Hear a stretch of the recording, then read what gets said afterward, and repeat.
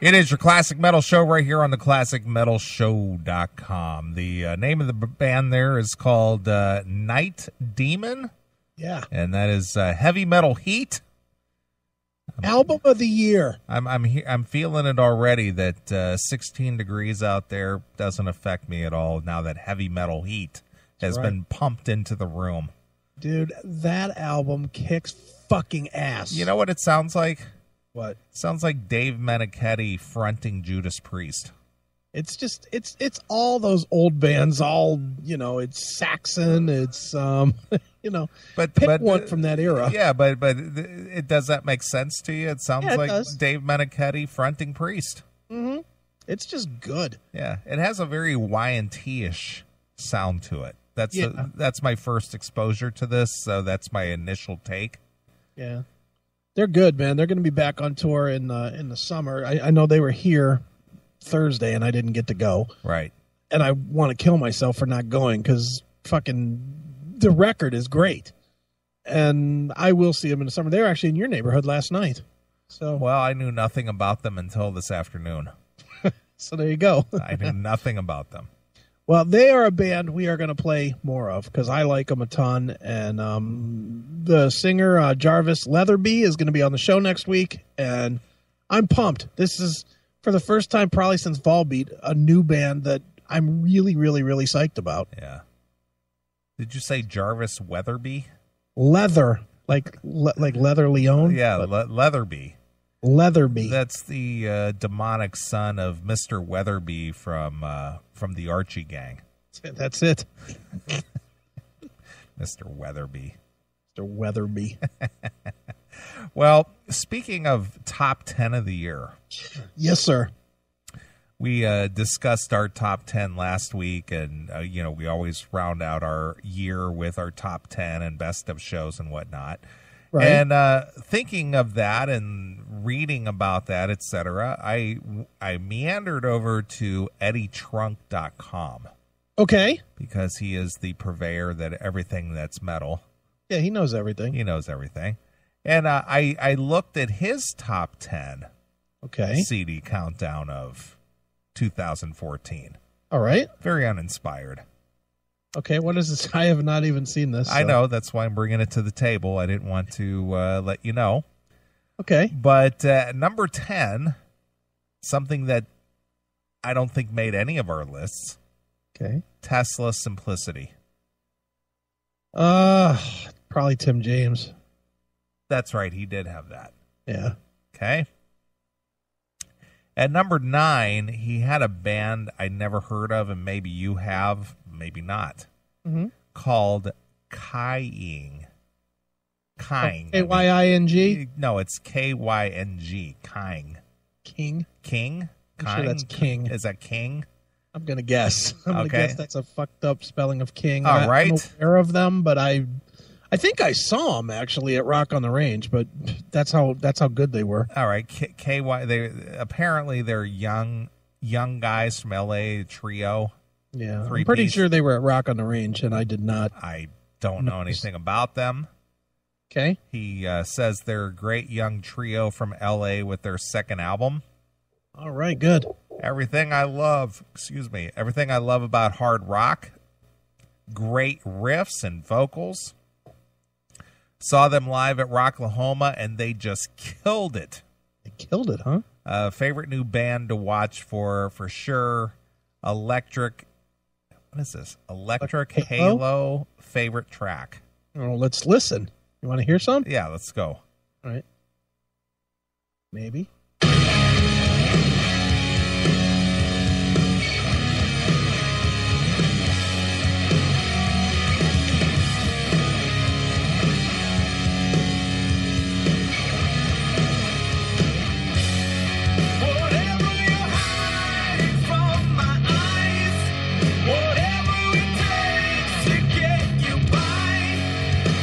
All right. Did Wolf Mother just change her name or what? Yeah, it doesn't sound that crazy different. I like that. I do too. It's that doom rock metal. It's kind of like Chevy. Sure. What was that? What was the guy? Reverend Roca. What was? God damn They had the song Rhoda. Rhoda. Yeah, Jim Rhoda. What was his band? Something about the revival? Fireball Ministry. Yeah, Fireball Ministry. Yeah. That's like Fireball Ministry, Wolf Mother, Chevy. Yeah. It sounds just like that stuff. Well, I'm going to have to check me out some King tomorrow. Yeah, kind of Caius. Yeah, I'm in. Yeah. They got half the letters in their name for Caius. Maybe it's a tribute. It could be. So that's Kyng, King, I guess. All right. So that name made is number 9. Okay. Coming in at number 8 from Mr. Trunk, a CD that got us in a lot of trouble this year. Okay. KXM. Ugh, really? That's in the top 10?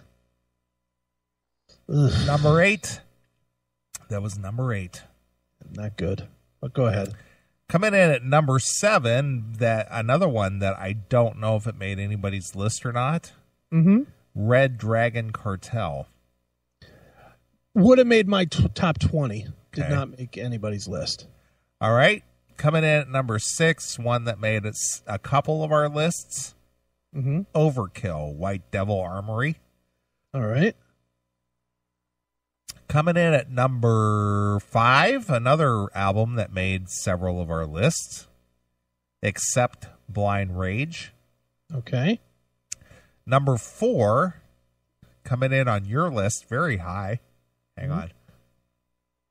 Who? I had to sneeze. Sorry. Oh. It's like, did I miss it? No. Number 4, Slash featuring Miles Kennedy and the Conspirators. Yeah, came in at the top of my list. That's what I said. Came in very high on your list. Good. Number 3, I'll have to disagree with wholeheartedly. Okay. But only because of the favoritism here. Judas Priest, Redeemer of Souls. Oh, absolutely not. Number 3? Number 3. With the shit production? Yeah. Come on, Eddie. Number 2 will really... Wait. He gave it that high. Why? Because they appeared on his podcast? Well, that's what I said, because of the favoritism. That's bullshit. There's no way is he even still listening to that Well, record. the thing is that you're really going to hate number 2. All right. If you think number 3 with Judas Priest was horrible, I think it is. number 2 is even more horrible. All right. Ace Frehley, Space Invader. Oh, come on. Come on, man. What is this? Eddie puts all his friends in a hat and then fills in behind them? Basically, I think that's what it is. Jesus. I mean, didn't Ace play his birthday party or something? Yeah. So Ace played his birthday party and Judas Priest ended up on his podcast. Okay. So they get high marks. 3 and 2. Right. And then at number 1, something that didn't make any of our lists, I'm pretty sure. Okay. California Breed. Was number 1? Number 1. Jason Bonham, Glenn Hughes. Now, you know how big of a Glenn Hughes fan I am. Yeah, absolutely. And it didn't make my top 20. It's okay, but it certainly wasn't as good as Black Country Communion. Just not even in the same ballpark. Right. No. His list stinks. I know. That's why I brought it to the table, because I looked at it. I was just like, oh, wow, is this lame? And Ed, I'm sure he thinks our list stink too, but he'd be wrong. At least we brought some stuff to the table that isn't so, what you would consider mainstream or just automatic picks. Well, he's got to pay the bills, I guess. Maybe those bands will pass out flyers so that he could sell his book. Right. Maybe that's the deal. He puts them high on the list and they pass out flyers. So I knew that just would not go over well. That's horrible. It is. Dude, really? Yeah. I mean, I don't hate any of the records on his list. Yeah, but they're not that good. Oh, KXM. How can you list that KXM over Exodus and call yourself a metal guy? Right. You host that metal show. Not any metal show, that metal show. And you don't have Exodus in your top 10. Sure. But you have Space Invader. Yeah. You have KXM. Really, dude? Yeah. Come on. That's just bogus. But hell, might as well write as number one for right now in 2015. It's going to be UFO. Right, of course. Because UFO has a record coming out this year. So undoubtedly, it'll be top. Well, he's like Tim James. Well, it hasn't come out yet, but Nickelback's record is due out just before the top 10 list, so I know it's going to make my list. Yeah, it's going to be up top. I haven't heard it yet, but it's going to be in my top 10. Man, oh man. That's pretty poor. Sorry, Ed. I love you, Ed, but Neeley hates you. I like you. But going back to like Tim's list when he mentioned that Nickelback, I haven't heard it yet. Yeah, but it might be good. Yeah. So it's just like, well, what if the whole record came out farting on a microphone? Would it still have made your top 10? Oh yeah, because it's Nickelback. That's my point. So there's no subjective listening there because it's good. It's just because it's my favorite band of mine. All right, well let's just call this the way it is, though. Let's be real. You would listen to Ed's list 10 out of 10 times over Tim James's. Yeah. Well, yeah. Probably. I just probably. Yeah. I mean, what are you, a big Queen fan or the Who? No, I think he had second thoughts about that after we lambasted it. Oh, you mean after we told him in advance what not to do and then he did it anyway? Sure. He only had second thoughts when he saw that the fans didn't think it was funny. Yeah. When they thought that he fucking picked horrendous lame songs. Remember, he said, "I like these tunes." And did you listen to the top 10? Yeah. He said, "I like these tunes, and I'm sticking to it. I stand behind every one of them." Here's Queen. Exactly. All right, these guys are arguing in the chat room, and I'm jumping in. I'm going to change the topic or morph the topic. Okay. Ram It Down or Redeemer of Souls. Oh, I'm going to go with Ram It Down. Ooh, really? I know it's a tough one. I know. Ram It Down. I just can never get past Johnny Be Good. Yeah, it's the whole synthesizer shit. I get that. I don't know. It's like a toss-up. I mean, I think there's better songs on Redeemer of Souls. I definitely think that there's better songs, like March of the Damned. I think Redeemer of Souls could have been a really stellar record, but if it was just mixed better.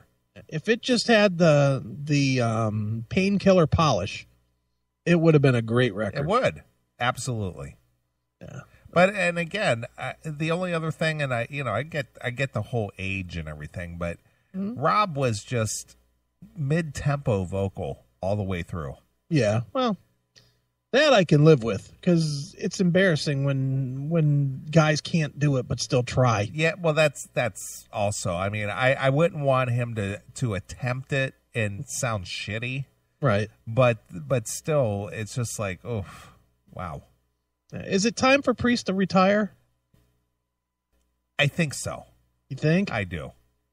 Yeah, because their last two have not been fantastic. I'm thinking retire. I enjoyed the 30th anniversary show of British Steel. That was a really good tour. Mm-hmm. They were on top of their game, but I haven't seen them since. Yeah. Well, I saw them a couple months ago. I know you did, and they were good. Don't get me wrong, they were good. That's the last time I saw Priest. Yeah. I'm just afraid that Tipton's going to die on stage. Man, she looked rough. She looked rough. She looked rough, man. Just looked like an old queen. Look at Jackal. Production was fine. It was not. You know better than that, Jackal. Stop with the fanboyism. Yeah, if that was a different band, Jim, you would be killing that record. That record's... If Bill Peters, who lives for bands like Judas Priest, will come right out and say how the production was crap, you got to respect that. It's not good. It's not, it's not awful, but it's just muffly. Yeah.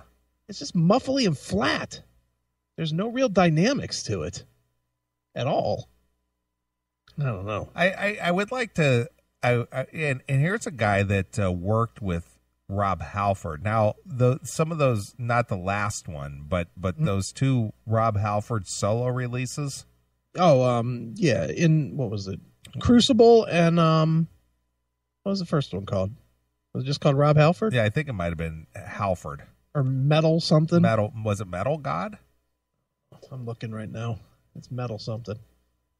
Rob Halford. I'm sure Jim will tell us before I get it. Rob Halford. Resurrection. Yeah. Those two CDs were just phenomenal. Sure. Both of them. Mm-hmm. Now, a guy that he's kind of a, he's kind of a younger up and coming guy who's worked with a lot of notable guys. He worked with Rob Halford. He's worked with Bruce Dickinson. Mm-hmm. Is that Mayor Applebaum? Oh, sure. I would like to see what he would do with that album if he could mix that. Yeah, I'd like to hear that. I'd like to hear Roy Z take a shot at it. Well, yeah, he's worked with him. Absolutely. I agree with that too. And he's the one that got all that sound, with all that great sound. Sure. In the day. That's one thing I don't get is why didn't they use a guy like a Roy Z? I don't know. That's like a no-brainer. Yeah.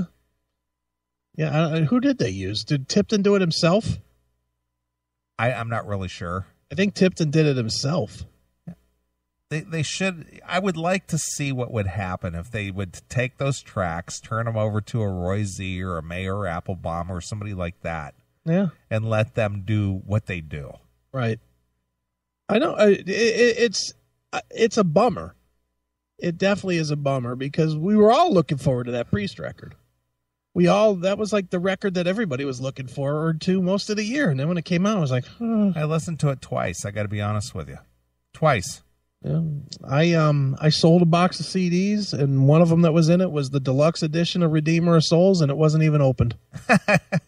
You didn't give that to me for my collection. Oh, I didn't know you wanted it. You know me. I collect that. I hated the record. It doesn't matter. It still goes in the catalog. Oh, well, regardless if I liked it or not, it still goes in the catalog. Sure, I can get another one. I mean, I didn't think you would even want it because it was... Well, regardless, you know me, dude. I just like... I have the CD collection. I mean, you've been here. You've seen it. Oh, but I just like the... I just like the catalog. I got the whole thing. Well, I'll start giving them to you. I'd be happy to have those. Dude, I literally throw all the CDs in a box. I know you do. And when the box gets full, I throw it away or give it away or whatever. This time I actually made $50. Well, again, I like the complete catalog. Yeah, well, I'll get you a Judas Priest disc. Yeah. I will make a call tomorrow. Sure.